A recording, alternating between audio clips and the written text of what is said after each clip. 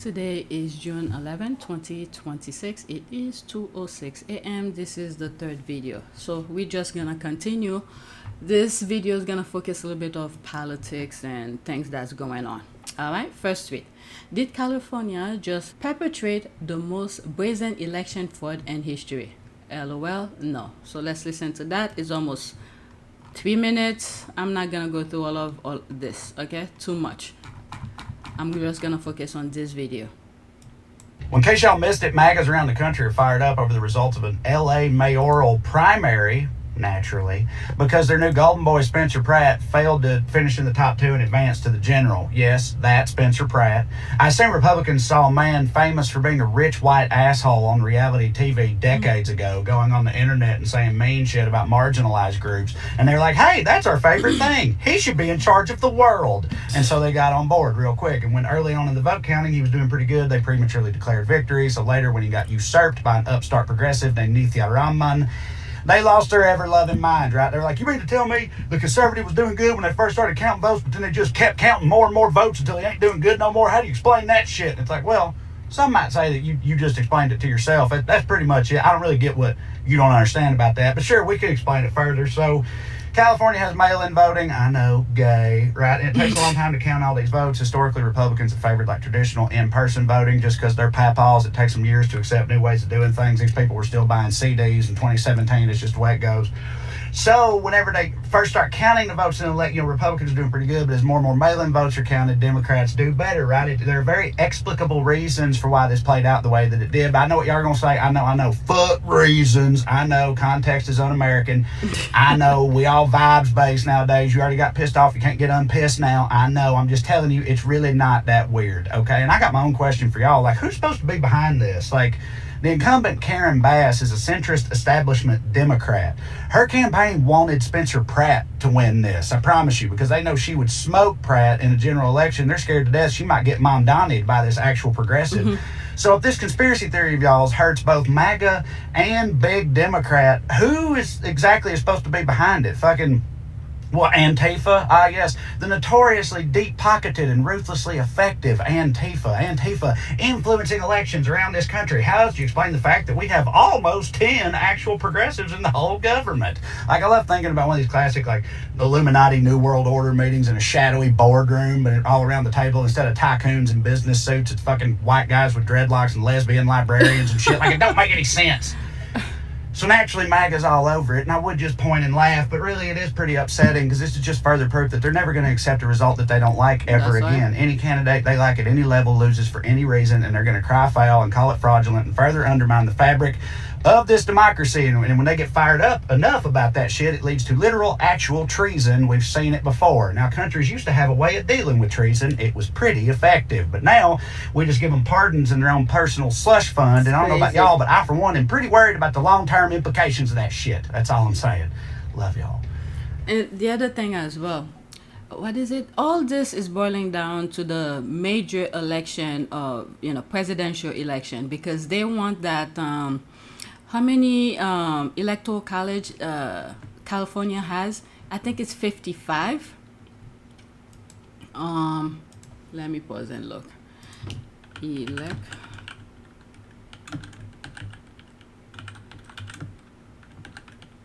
I can't even spell California. Okay, so there's the map here. Yep, 55. California has 55 electoral college. All right, Texas 38. And the next two big ones are Florida and New York. There's New York here, there's Florida, Texas 38. California is the big one that they really want. That's what they're going after, the 55 electoral college. So they'll do anything to get that. Okay, so that's that. Next tweet. What the hell? Okay, what's going on? Some of these are not. Let me pause. I didn't see the thing that I had on the list, so let's go to the next one. All right, it's not about how good you are, it's about being a professional, it's about you. They don't want you here. Color Jack says the rioting in Belfast is no longer about immigration anymore, it's about race. All right, let's listen. I didn't follow it too much, but it's really, that's what's going on right now. Oh, come on. I don't feel that we are in a position where we can really claim that this is purely about immigration anymore, because nobody, including during the Farage riots, nobody's checking paperwork.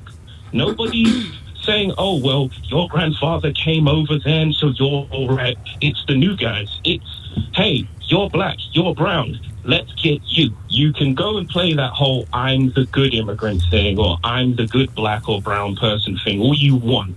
It will only be a matter of time before it's you. Just like with all of these black and brown people that go and support people like Kemi Badenoch, Suella Braverman, the Reform Party and all of that. And what's happened?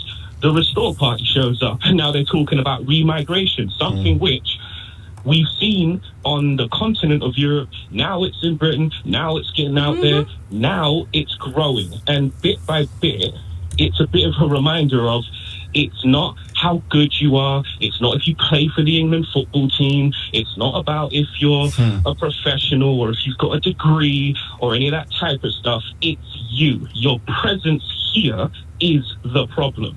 They don't like you being here. And quite frankly, they don't even really like you being alive. He's 100% right. Wow. Yep. And this is what those brown, like Haiti, for instance, black and brown countries in Africa, they need to take control of their land. They need to take control of their land. All right, so I thought that was interesting. Next one. This one, I shared it in one of the videos I did earlier today for PYTE. I'm going to share it again here. All right, let me pause that. For anyone unaware of the Belfast riot, thinking this is an Irish revolution, then watch this young lad break it all down. Know who the rioters are? Loyalists equal loyal to UK. Republicans equal Irish. These rioters will be burning our flags in a few weeks. All right. And the other thing as well, as we're watching all of these unraveling, look what's happening in the US in terms of the Epstein thing, because they're not letting it go. The Epstein thing is not going away. And then look at before the rioting thing, and I believe there's a black man who did something to a white person in the UK. I didn't follow it, but I saw the image, so I don't want to talk about it. Before that, how the media was talking about the royal family. Okay? So all of this, as we move forward, just look how things is unraveling. As they're getting closer to these people, and then they go straight down to the bottom of the totem pole, and they get the public go against each other, and then we forget about them on top. But let's listen. Screenshot, okay? While buses and houses were burnt out in Belfast this week, you might have noticed a lack of Irish tricolours. Some nationalists no doubt took part, but there's been a clear difference between loyalist and Republican communities in the city. For most of Belfast's history, working class Protestants were largely guaranteed jobs in shipbuilding and manufacturing, which were passed down through generations, meaning education wasn't a priority. A connection to Britain was maintained through the trade unions and the highs and lows they experienced together across the UK. Once these industries began to collapse in the 50s and 60s, however, it looked as though a focus on education might emerge. But the outbreak of the Troubles and the violent response to internment without trial in 1871 1941 saw loyalist paramilitaries take over and control Protestant working class areas of the city. Role models for young kids became drug dealers and men with guns in place of church leaders and teachers. Any form of social, cultural or educational progress stalled, which is one of the reasons why modern day unionism in Belfast is sometimes compared to a frozen version of 1950s Britain. Today, Catholic girls rank top for educational achievement in the north of Ireland, while Protestant boys rank last. The industries which once guaranteed jobs are long gone, but under the watch of paramilitaries, the culture of not valuing education has remained. These areas have been categorised as sink estates, defined by unemployment, lack of aspiration, poverty and the breakdown of the family as a unit. The sense of a shared working class Britishness, which was upheld by the trade unions, has been replaced by a shared hatred for minorities. Their presence in these areas is a result of a shrinking local population, but they aren't its cause. Instead of pointing out this history and trying to pull their communities out of the cycle, unionist politicians have reinforced it, because the fear of the other is what guarantees votes and a place in government under the Good Friday Agreement. The violence within certain communities in Belfast this week is a reflection of decades of deceitful politicians and paramilitaries who've directed the blame for their situation on immigrants instead of themselves. Alright, so that's that. I just wanted to share it with you for educational purposes. I'm not from over there. I don't really know much about them, but some of the things that I see is happening, and I thought education is part of it as well. And plus that LBN video make perfect sense. They don't even want them to be alive. That's the thing a lot of people, black, brown people, needs to take into consideration, including Asian as well. They'll use them for now, but eventually they don't want them around as well. All right, so next week. Breaking, in a stunning moment, Donald Trump's former economic advisor just admitted on Fox News that inflation is being driven nearly exclusively by bad decisions that Donald Trump has made. Wow. For me, I just don't understand why they're giving him the power to do all of this stupidity. You got the stupidest president in office, and they're giving him all powers to do all this crazy stuff. Oh my God. We did get Then again, you have to think, maybe he's not that stupid after all, because he is benefiting from it. It's the people around him who probably are stupid, because they're letting him do all of these. Many of these people went to top schools, college education and things like that, and they're letting him do all of this. So when you think about it, Trump is the genius in there, because they're letting him get away with it. All right, let's listen. 52 seconds. Screenshot, okay? get a not attractive inflation report this morning. Let's put these numbers up for CPI. All food prices up 3%, all gas prices up 40%, energy prices up 23.5%, and we can see those up on the board.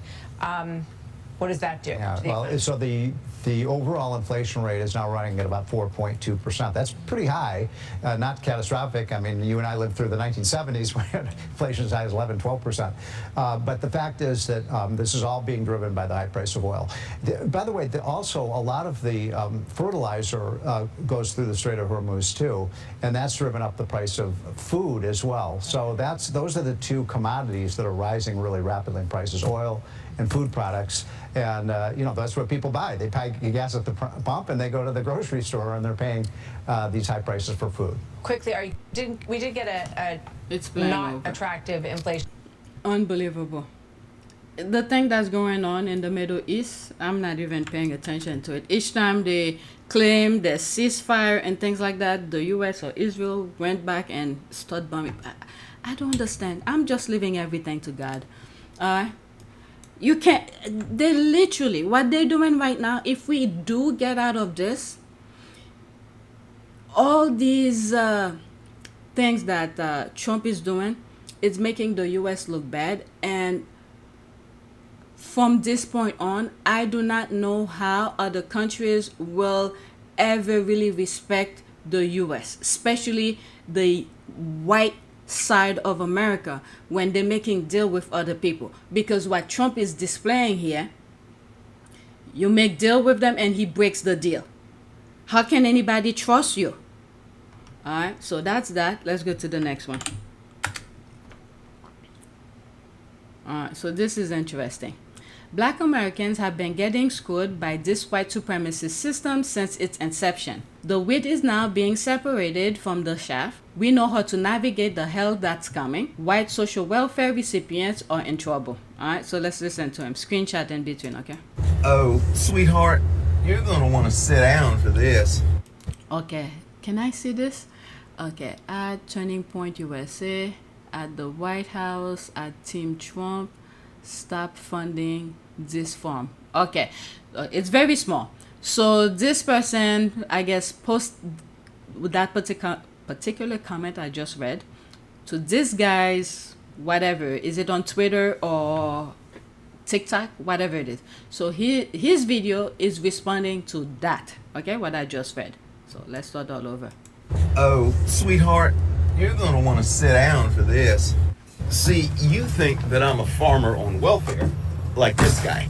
We are possibly going to lose our farm if NRCS doesn't hold up their contract with us on the EQIP program. Our EQIP program, which is cost sharing on fences, waters, a well, and some seedings, was funded by the Inflation Reduction Act. Because of the executive orders, there's a pause or a freeze on the funding through the Inflation Reduction Act. But see, there's a problem. I'm black and native, and you may not know this, but welfare is for white people. Oh, and I mean that literally. The USDA got successfully sued for limiting farm welfare only to white people. Now, I'm sure if this had happened to you, then you would have just sat in a puddle and pouted and crossed your arms and called your daddy like the beta cuck child that you are. But one of the key elements of black boy magic is that if we can't go through you, then we're just gonna go around you, which is why my business is funded entirely by private investment and consumer trade. Trade deals that I made, by the way, so that your dumbass president can't fuck them up. Oh, and speaking of messing up trade deals, and let me show you something real quick. See this right here? This is a field of soybeans. And the MAGA farmer that planted it better hope that I keep buying 1,000 bushels of the stuff every week for my livestock feed, since he no longer has an export destination for it. Also, between my personal and business income taxes, pass-through taxes, payroll taxes, sales taxes, regulatory filings, and fees, I'm on track to pay various governments nearly $200,000 this year. Far from me taking anything from the government, you better hope that I keep paying my taxes so that you can get your EBT benefits, which white people overwhelmingly benefit from. Even after all these centuries, all the affirmative action, all the DEI, all the stuff that you say we don't deserve, I'm still working twice as hard to get half as much just to give the other half to you for free. But that's okay, because I'm going to take my half, I'm going to create magic for me and everybody around me, and we're going to live happily ever after. And you are still going to be sitting there with your free crap whining about it the whole time. And that's the day you deserve. All right, so I thought I shared that with you. Okay, where is the empathy? Regardless of how systemic the problem are, and we should too. The truth is also, when the economy crashes, it crashes on all. It's time we acknowledge there is a problem. Politicians and religious leaders have no answer. Truth is, winter is coming. Okay, ostensibly, this conversation seems to surpass your comprehension. Okay, I'm not gonna go into that. Okay, what about the black farmers? All right, so this one is 2 minutes. I'll play it, and then I think I'm done after this. You know, I'm seeing all these videos right now where all these farmers are crying about not getting no help right now. You know what? Let me ask you something. What have you ever heard of a black farmer crying about it? Never. You want to know why? Because they ain't never got no help in the first place. There it is. That's right. USDA's literally admitted to discriminating against black farmers. And literally, black farmers had to sue thousands of them to get what white farmers are handed for free. Okay, that's what the other black guy, the black farmer, was just talking about. And fast forward to today, all these farmers crying that they can't get no help. You see, black farmers, they've been struggling. Y'all just now feeling what they've been feeling for over 100 years. Black farmers, they used to own over 19 million acres of land. Guess what? Systematic racism, denied loans, shady politicians, and legal loopholes Wiped them all out. Yeah. And now they're 1% of America's farmland. When the government finally tried to pass relief for the black folk back in 2021, white farmers sued to block it, claimed it was reverse discrimination. Make that make sense. So, you know, next time you see folks complaining about farm aid, why don't you ask them, where's the help for the black farmers? Ask them why their struggle is just now important when others have been suffering for centuries. All right, so that's that. Okay, I have some stuff here. INVICTUS. All right, so let's listen to this from, what is it? Queen Dami Anne. Okay, so if some of you didn't know, what is it? INVICTUS. Prince Harry was mentioned, was recognized. I believe it was time 100 for INVICTUS. All right, so this is what she's making reference to. It's 2 minutes. No big deal, just Prince Harry named one of Time's 100 most influential people in sports 2026 in the leadership category. That man is just showing up and doing the work and being recognized for it, despite what the naysayers say. He's the only one out of the royal Very family low. who's actually being royal, not taking money from taxpayers, just getting up, doing the work and being recognized. And of course, the usual suspects are crying. So they've tried everything to discredit Prince Harry and INVICTUS Games.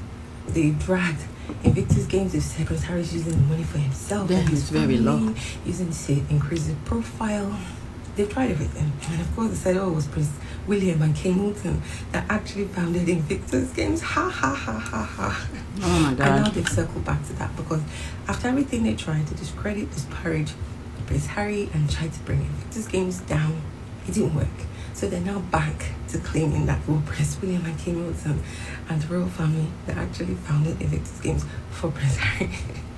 Even though Kensington Palace, Prince William and Kate Middleton have said, in actual fact, INVICTUS Games were founded by Prince Harry. It belongs to Prince Harry. He is the founder of INVICTUS Games. I hate the fact that INVICTUS Games is so successful and Prince Harry is actually using it for good. It is increasing his profile.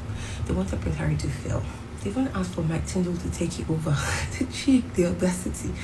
They get lied to so many times and they keep wishing for bad and evil things to happen to Prince Harry. They lose all sense of logic. Mike Tyndall take over INVICTUS Games based on what? Anyway, of course, like I said, Prince Harry is literally the only one actually doing the work without recourse to taxpayers' money. And the usual suspects, the royal family fans, Sicko fans, hate him for it. But we love it for him. At the end of the day, Prince Harry isn't Prince William. He actually does things from his heart, just like his mother Diana. Okay, it's very, very low. Alright, let me go to the next tweet. This has to do with FIFA. Alright, let's listen to this. Oh my God, 3 minutes. This is down to FIFA, who should have had terms and conditions in place before awarding the World Cup to the United States. Clearly, the US isn't a suitable venue. Even Nazi Germany then imposed such restrictions when it hosts the 1936 Olympics in Berlin. All right, 3 minutes. They have an agenda, okay? Trump is leading the way with the nonsense that he's doing, and then the rest are following, okay? Whatever Trump MAGA thing that's happening in the US, believe me, it's in Europe as well. And look what's happened. Let's listen to this. 3 minutes and 2 seconds. The World Cup is here, and America just slammed the door in everyone's face.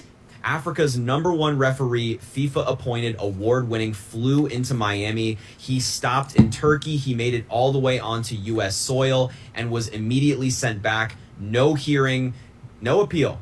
The only reason? He holds a Somali passport. His name is Omar Artan, and that is where we are. But it doesn't stop there. When the Senegalese national team landed on U.S. soil, they were met with a full tarmac search. Bags pulled, shoes off, cavity searches. These are elite athletes representing their country on the world stage, treated like suspects at the gate. Meanwhile, in Mexico, those same teams are arriving to mariachi bands and a hero's welcome. Let that sink in. Now, Iraq. This is their first World Cup appearance in 40 years. Their striker, Ayan Hussein, was held for nearly 7 hours at Chicago's O'Hare just arriving for a pre-tournament friendly. Their team photographer was denied entry outright. The reason given by U.S. Customs and Border Protection, quote, vetting concerns. No further details provided. And for Iraqi fans, it gets worse. Abdullah Adnan bought his tickets, traveled to Jordan to find an embassy that would give him a visa. Then Turkey. The answer was still no. Here are the numbers they don't want you running. Countries with over 40% visa rejection rates for this tournament: Senegal, Ghana, Algeria, Uzbekistan, Egypt, Jordan, and Ecuador. Countries with outright bans: Iran, Haiti, Ivory Coast, Senegal. Fully banned. Now here's where it breaks into absurdity. The Iranian football team has 3 games on U.S. soil, but they are not allowed to stay overnight in the United States. They are sleeping in Tijuana, crossing the border for game day, leaving immediately after. Their coaches, managers, and technical staff denied entry entirely. And right-wing groups aligned with Marco Rubio are publicly framing the Iranian football team as, I am not making this up, a weapon of mass distraction and a nuclear threat. That is the official framing being circulated. The United States campaigned for the right to host the most watched sporting event on the planet. And the response has been cavity searches, 7-hour interrogations, mass visa denials, and turning away the continent's best-rated referee because of where he was born. Mexico is throwing a party. America is running a checkpoint. So here is the question you need to sit with. If this is how the United States treats the world, when every camera on the planet is pointed at it, what does it do when they're not? Drop your answer below. Share this if it hit, because the world is watching, and so should you. That's why they bring it here because they want the rest of the world to watch and see how they do it so they could continue it. I've been saying this. The US is on a pedestal for the rest of the world, Europe, to follow. It's gonna get worse than that. I mean, wasn't even before that when other players are playing in Europe and things like that, they're calling them names. So this is not new. He's just taking it a little bit further. And not only that, in terms of tourism, hospitality, hotels, restaurants, I don't know, those players probably could have been hiring, venues around the area for those players to be fed and things like that. All this is hurting the American people. And also, the other thing that he's doing is a mind thing. A tactic. So the black and brown skin teams don't win. Give them as much obstacles. The black and brown players, give them as much obstacles, unnecessary obstacles, so they could be, I don't know, distracted or not perform well in the field, to give advantage to the other white players, okay, white teams. That's all that's being played here. But at the same time, is at the expense of the American business people who's wherever the games will be played. I don't know. This is crazy. All right, next one. This has to do with Mexico. The nonsense that's going on. All right, let's pause this. A commentator said about anti-black racism, pointing here, quote, white supremacy propaganda. My country, Mexico, is full of it. All media only show white people. They put them on here. They put them as heroes and the most positive roles, not mentioning all the media that comes from the USA. I grew up watching American shows and thought positive about white people until I moved to the USA and learned about American history and black history. Learning from black people, I finally put into words things I had always noticed since I was a kid in Mexican society. And this is why Israel have issues with a young black African American. This is why I'm saying that. Video of the Israeli government holding a private convention here in the United States. One of the people in attendance at this secret meeting was Judith Varnai Shorer. She's a former Israeli consul general who was operating out of Atlanta. She was one of the main people saying that the biggest problem that they had was young black people in the United States. But don't worry, they've got some black leaders on the payroll.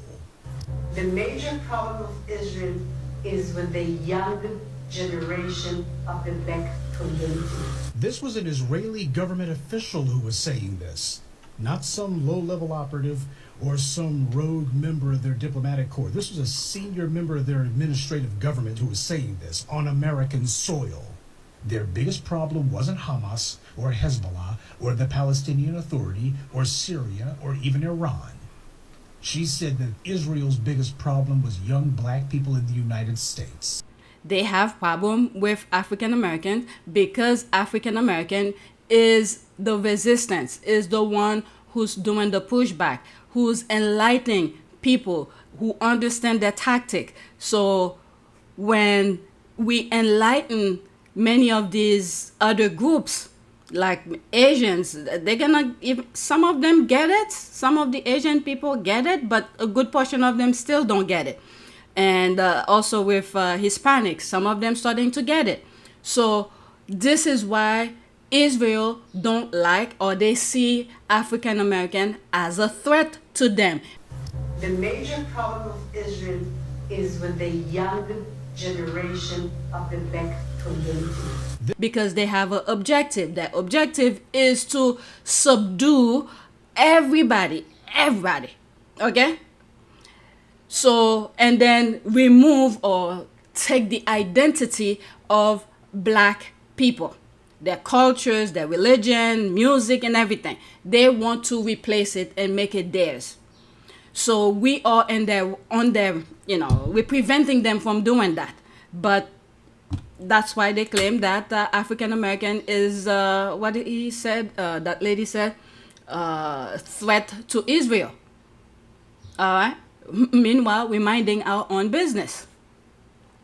All right, so let's listen to that. All right, there's no comment. Oh my God, 7 minutes. Ooh, okay. Read the banks, the courts, the media, the military, and the history books. Why would you need to hate or be scared of me? That's the question nobody wants to answer that I've had for a long time. Because anti-black racism doesn't make logical sense. And the moment you actually examine it, the whole thing falls apart. Black people live in community with each other and focus on ourselves. So the concept of being so obsessed with another group of people that you have to go out of your way to hate, oppress, violate, talk bad about, besmirch, to validate your own existence and to reinforce this false hierarchy you've developed in your mind is not only illogical, it's mind-boggling. So what is it about black people that anti-blackness is so much of a part of the fabric of this country that even immigrant populations adapt to it and participate in this very specific type of racism? You'll often hear us say, white people are obsessed with black people. And it's absolutely the truth. Because when your entire existence is hinged on a racial hierarchy and that caste system being the foundation of this country, you can't stomach that we have any autonomy over our bodies and our destinies. And that means racism, hate are your only semblance of power over us in modernity. And via colonization, this anti-black sentiment spread like wildfire. White supremacy built a story. A very specific, very intentional story where the people doing the most damage somehow convinced the world that the people they were damaging were the dangerous ones. And somehow the perpetrators of some of the most heinous crimes around the globe who have literally changed the face of the world are the good guys, the default, the status quo. That's a massively successful PR campaign. It's been running for 500 years. The genocide of the indigenous peoples across the Americas, 60 million people gone. That happened. The transatlantic slave trade, 12 to 15 million people forcibly removed from their homeland, worked to death, bred like livestock, raped and treated like cattle, their children gone, their names erased. The Belgian Congo, King Leopold's regime killed an estimated 10 million Congolese people, hands chopped off as punishment for not meeting rubber quotas. 10 million people. The bombing of Iraq, 1 million people dead. Afghanistan, Vietnam, Hiroshima, Nagasaki, civilian populations gone. And then those same people turned around and called us violent. They called us violent. Yep. When they lynched black families and brought their children to watch like it was a county fair. And these people are your grandparents today. They bombed Black Wall Street when one of the most prosperous black communities in American history because we built something. And the sick nature of the white identity is that no black person can supersede them in any way without retaliation. They sterilized black and indigenous women without consent. They experimented on black bodies without anesthesia. They redlined us into poverty and then criminalized the poverty they created. And then they wrote it out of the textbooks, a complete whitewashing of history, to the point where my content even has to exist to teach black stories and history, because if left to white people, their cookie cutter version of history will be the only one known. That's the other part of the operation. The PR rebrands the violence and in most instances completely erases it. You will graduate from an American high school like I did and never learn that Tulsa happened. You'll learn that Columbus discovered a land that millions of people already lived on. You'll learn that slavery... Thinking of Ivanka discover the Albanian land. Oh my God, let's continue. Was an economic system with some moral complications, not stain terrorist project, which led to the original apartheid state of Jim Crow that it actually was. But if you knew the real history, the story wouldn't hold. This is how projection works at a civilizational scale. You cannot commit the crimes they committed and also see yourself as civilized. The human mind cannot hold that contradiction, so you resolve it by transferring it. You make the people you're brutalizing into brutes. You make the people you're stealing from into the criminals. You make the communities you're destroying into the dangerous ones. Anti-blackness was never about black people. It was always about protecting the lie. Because the thing about a constructed arbitrary hierarchy, it doesn't maintain itself. You have to keep building it, keep enforcing it, keep writing it into law, into curriculum, into casting decisions, into sentencing guidelines, into who gets stopped and who gets to walk. A natural order doesn't need that much maintenance because there's no master race. Race was created, and that creation is constantly being challenged because the framework of this racial hierarchies make no sense. Gravity doesn't need a PR team, but white supremacy does. And it has one of the most sophisticated communications operations in human history. It produced the science, literally invented race science to give hierarchy on an academic costume. And those lies have been perpetuated for so long. People constantly throw out the same statements like black people have smaller brains, or black people aren't as smart and you have lower IQs, and the list goes on. It produced theology, cherry-picked scripture to tell enslaved people that God ordained their change. And that religion is still used to enforce white supremacy to this day. It produced the criminology, built entire fields of study around proving black pathology while ignoring the pathology of the people writing the studies. There's something so fascinating about white culture to me, and that's the normalization of crimes, but like the most heinous crimes that never get thrown on you guys as stereotypes.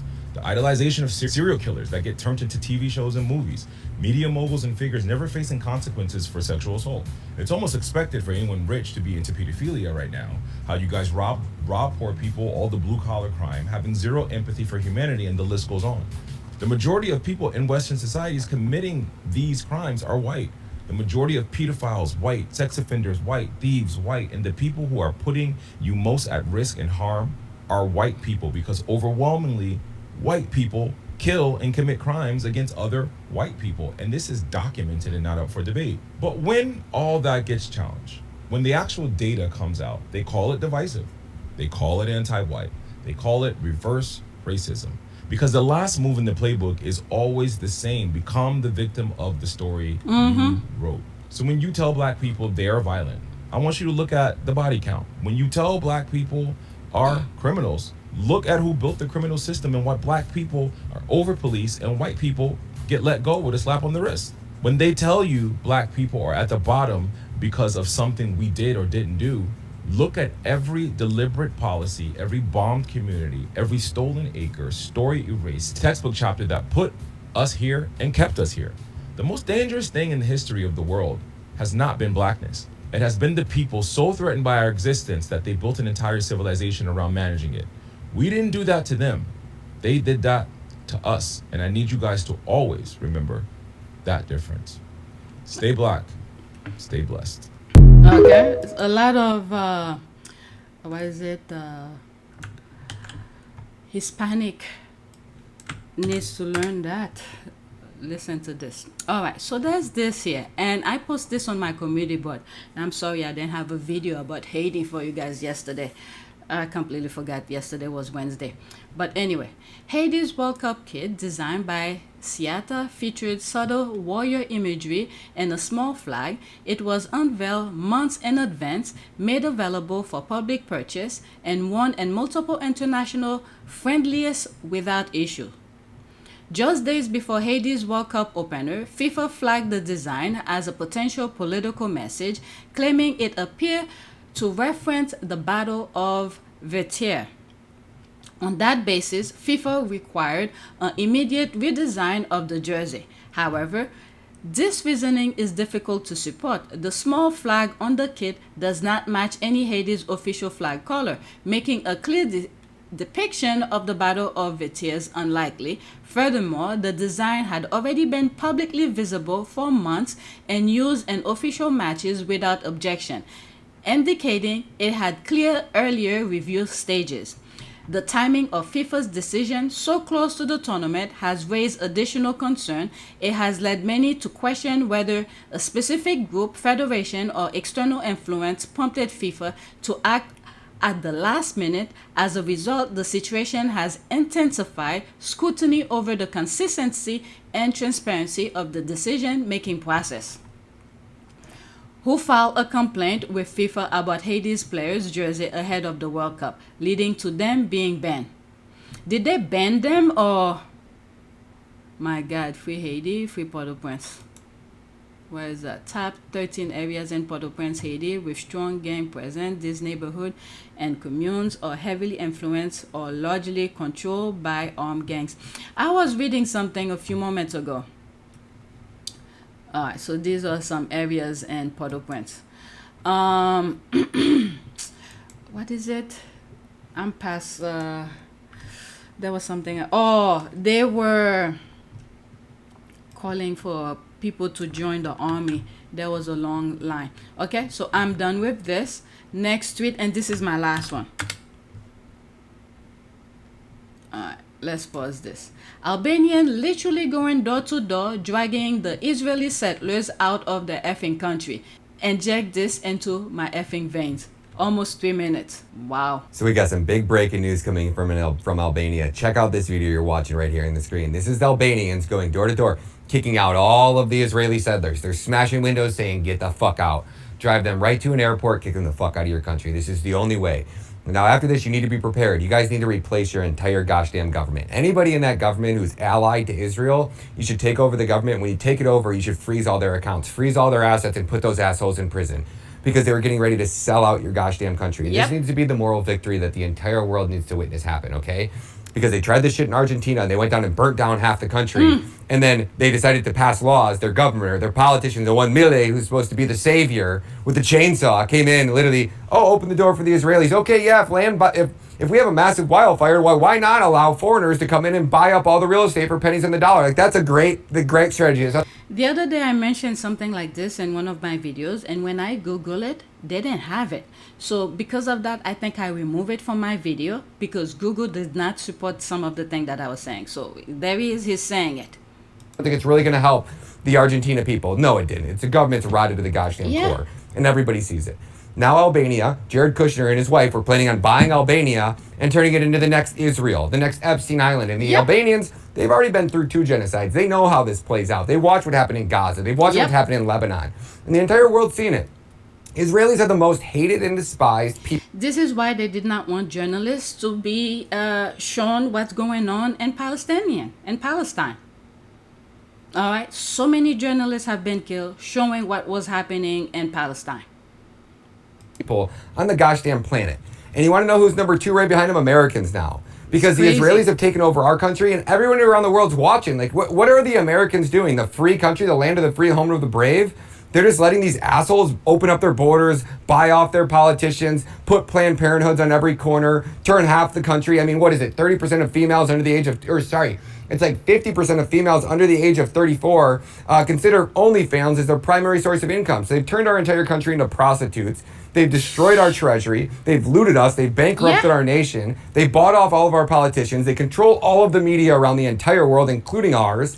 And this is why the racism is intensified. They literally came in the U.S., Israel government came in the US and said their number one threat is African American. The major problem of Israel is with the young generation of the black community. And then you see all of this is intensifying.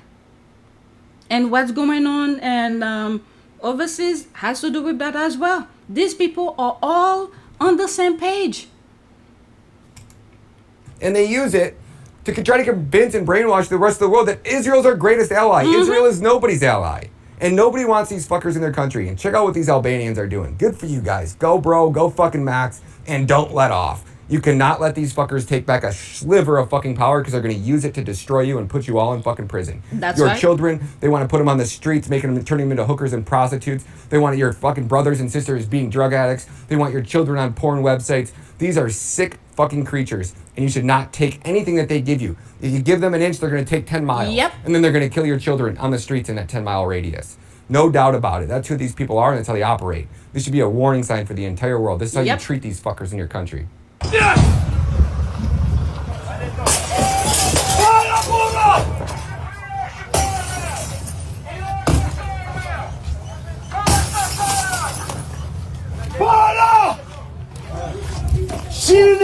All right, so that's that.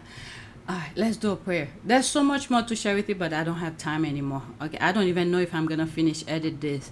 All right, let's do a prayer standing in God's presence. I want a small one. Let's do this one. A prayer for presence. God, help me stay present instead of worrying about what is next. Teach me to appreciate this moment. Remind me that today is enough. This is the day the Lord has this is the day the Lord has made. All right, Psalm 118:24. All right, so that is it. Please take a moment to subscribe, like, and share. If you want to support this channel, there's a PayPal link and a Cash App link in the description. You could donate. Those who have donated, thank you. All right, so that's it. Thanks for watching.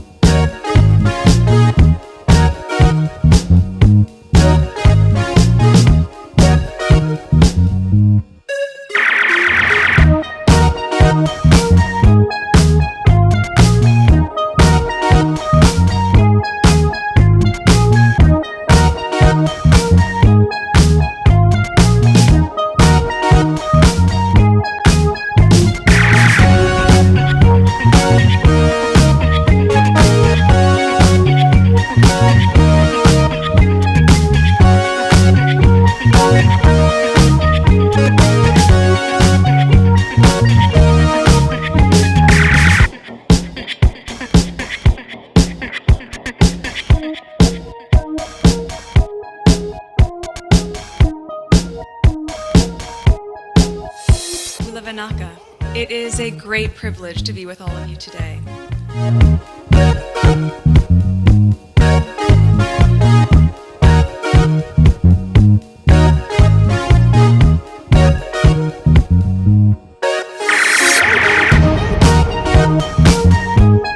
You know, we ask for forgiveness and please come back.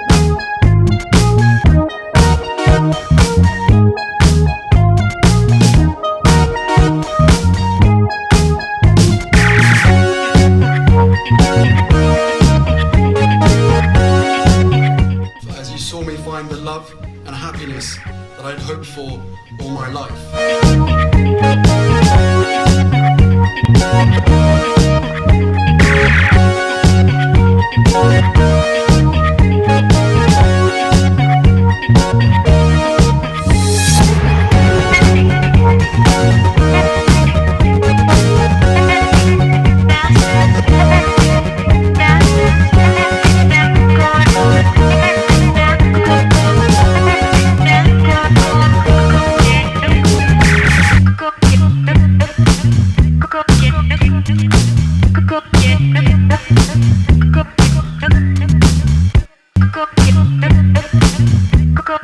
You are all in this together, and if I may speak personally, we are all in this together, because asking for help was one of the best decisions that I ever made. You will be continually amazed how life changes for the better